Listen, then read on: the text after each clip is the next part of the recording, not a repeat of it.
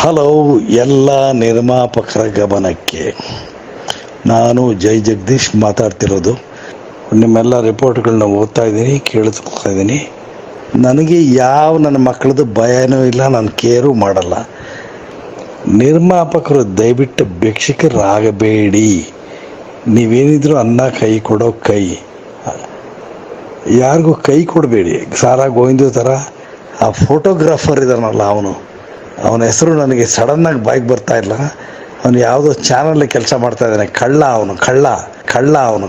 ಅವನು ಸುಮ್ಮನೆ ಬಂದಿರೋದಕ್ಕೆ, ಚೇಂಬರ್ ಒಳಗೆ ಬಂದಿರೋದೇ ಈ ಕನ್ನಡ ನಿರ್ಮಾಪಕರ ವೀಕ್ನೆಸ್ನ ತಿಳ್ಕೊಂಡು ಟಿ ವಿನಲ್ಲಿ ಟೆಲಿಕಾಸ್ಟ್ ಮಾಡೋಕ್ಕೆ ಬಂದಿರೋಂಥ ವ್ಯಕ್ತಿ ಅವನು.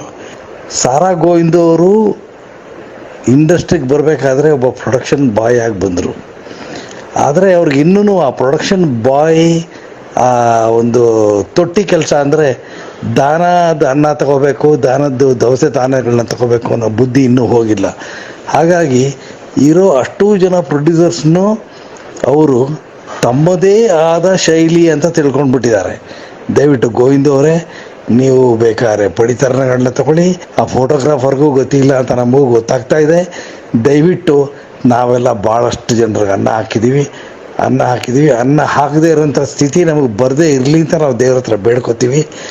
ನಿಮಗೆ ಇವತ್ತು ಆ ಸ್ಥಿತಿ ಬಂದಿರ್ಬೋದು, ನಮಗೆ ಆ ಸ್ಥಿತಿ ಬಂದಿಲ್ಲ. ದಯವಿಟ್ಟು ಬೇಜಾರು ಮಾಡಿಕೊಂಡ್ರು ನನಗೇನು ಬೇಜಾರಿಲ್ಲ. ನೀವು ಒಂದು ವಿಷಯ ಹೇಳ್ತೀನಿ ಕೇಳಿ.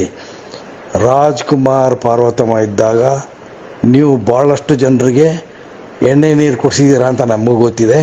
ಇವತ್ತು ನಿಮ್ಗೆ ಯಾರೂ ಕೇರ್ ಮಾಡಲ್ಲ, ನಾನು ಕೇರ್ ಮಾಡಲ್ಲ. You are a shit.